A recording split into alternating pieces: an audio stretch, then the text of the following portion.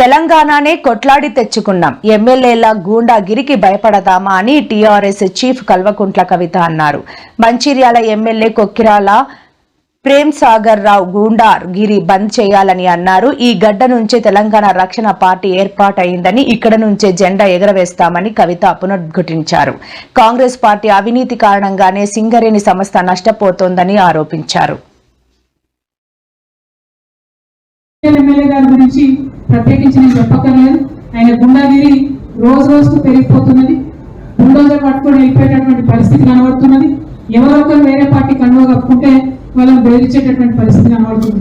ఒకటి గుర్తుపెట్టుకోవాలి, మంచిగా ఎమ్మెల్యే గారు ఎల్లకాలం ఎవరిది కూడా నడవదు. ఇవాళ మీరు ఎమ్మెల్యే ఉన్నారంటే రేపు ఉంటారన్న గ్యారెంటీ లేదు.